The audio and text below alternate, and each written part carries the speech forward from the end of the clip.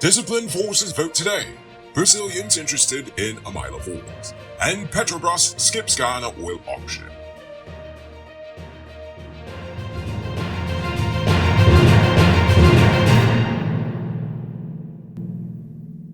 I'm Enrico Bulford, and this is Uncut News. You see news happening? Send us a tip on WhatsApp at 592-659-615.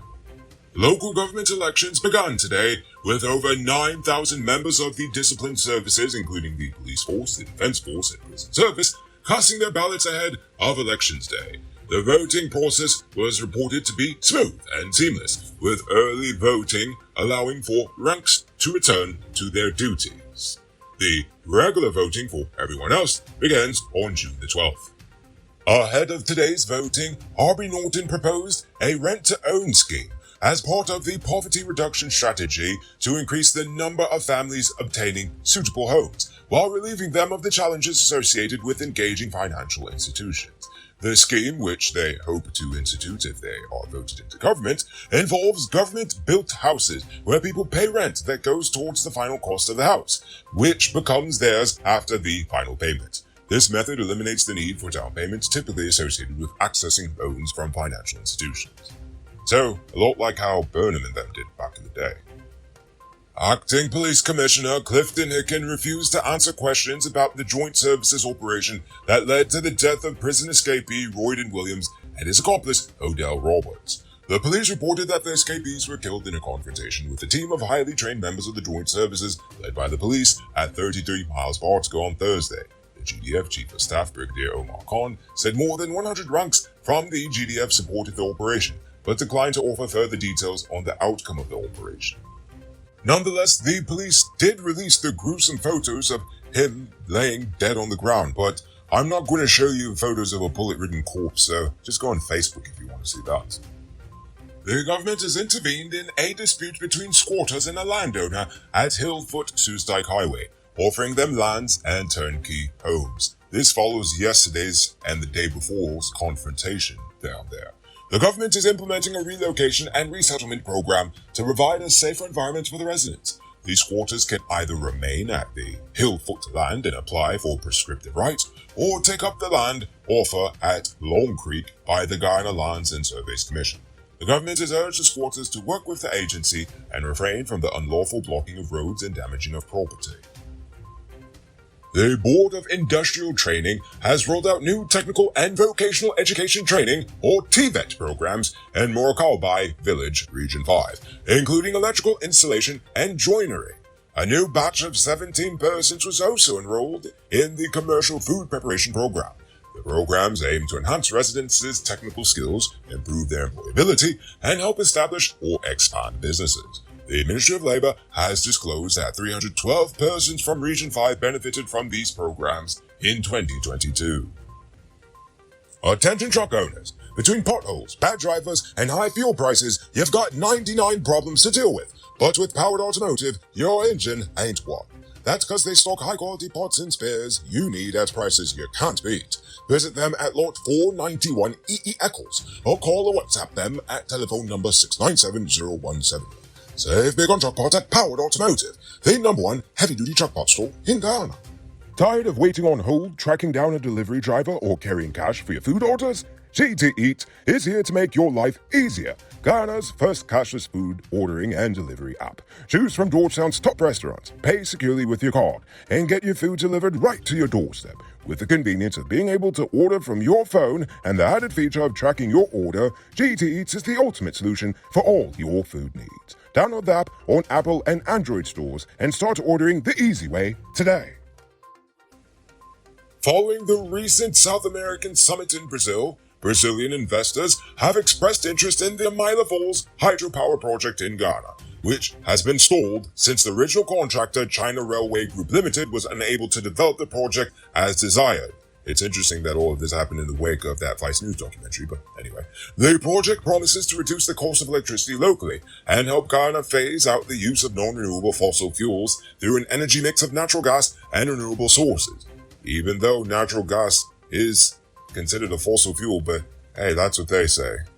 Just keep moving the goalposts, I guess. Now for crime news. 4 individuals, including 2 teenagers, were placed on $150,000 bail each after being charged with unlawfully wounding Sudesh Moti at a bar in Martinsville on the east coast of Demerara. The incident occurred on May the 14th, and the suspects were arrested on the 31st of May. Moti was allegedly attacked with bricks, stabbed in the right shoulder, cut on his right hand, and chopped in the back of the neck before managing to escape the fight.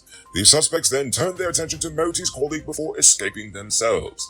Moti was admitted to the Georgetown Public Hospital and is in stable condition. The case was adjourned until August 8, 2023. Hamid Amin, a carpenter, was remanded to prison for the murder of Shivram Mohabir. Mohabir, a 23-year-old mechanic, was stabbed to death by Amin, the uncle of his girlfriend, over an old grievance. The incident occurred on the 29th of May, and Amin was apprehended shortly thereafter. The case was adjourned to August the 2nd. A man from the quarantine who was charged as a juvenile with the murders of Canadian hotel owner Vikanand Bijbasi and his watchman Harry Prasad back in 2019 has been sentenced to 4 years in prison after pleading guilty to manslaughter charges. The murders occurred at the Sunsplash Hotel in number 63 Village in Berbice. Now for today's oil update.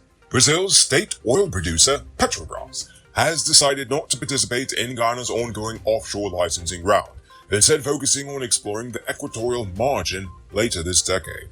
According to Norway's Rystad Energy, Petrobras is looking to focus its exploration efforts on the potential of the equatorial margin later this decade with hopes to replicate the unprecedented success in Ghana's Stabroek Block. The basins that Brazil's state explorer is expected to target are Foz de Amazonas, Para, Maranhão, Barinas, Cerrada, and Potiguar. Jagdeo said Petrobras believes that the geology of the region indicates potential to replicate the success Exxon has had over here in Ghana. However, the president is actively seeking ways to involve Petrobras in our nation's market, recognizing the potential benefits of the company's expertise.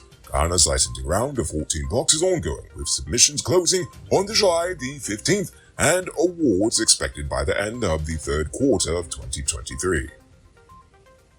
Robbery season might be over, but the streets are still mean. That's why you need to get security for your home or business with Sheriff Security. Sheriff Security has well-trained guards, armed and unarmed patrol, marine patrol, canine services. They speed even got drones. Why? Because your security is their highest priority. You've seen the rest. Now hire the best. Hire Sheriff Security Service today. Now for our Uncut News Views Poll Question of the Day. Every day we pose a question on current events in Ghana, the region, the diaspora, and how you feel it was. Last night I asked, how do you feel about the police operation that supposedly led to the death of Royden Williams? But before we get to that, I'm proud to announce our latest addition to the Noble Army, Richard Singh, who is supporting us at the reporter level, the highest level of monthly support we've received so far. So thank you, Richard Singh. And also, a special thank you to David Griffith, Dion Nascimento, Project Zero, and Dimitri V. I appreciate you all. And if you're watching at home and you'd like to support our movement, just hit the link in the video description. Apparently both Lil Mac and Just Go With It are very skeptical of the police's version of events. Meanwhile, Joseph Winslow says it's not about trusting the police. Guyanese people just love to express their stupidity and behave ignorant. The words know it all describe a Guyanese perfectly. Harsh, but I guess. Now for tonight's question. It's a new month, and as always, I'm now turning the questions over to you. So, what questions do you have for me, Noriko? I want you to think about that question. Tell us in the comments below. If your response is good enough, we just might feature it in our next episode. Anyway, that's all the time we have for tonight, and check us out on Monday for another. Until then, I'm Noriko Bullfoot saying, have a great weekend. And as always, don't drink and drive, or you'll end up on Monday's episode the hard way. Ha-ha! Good night, folks.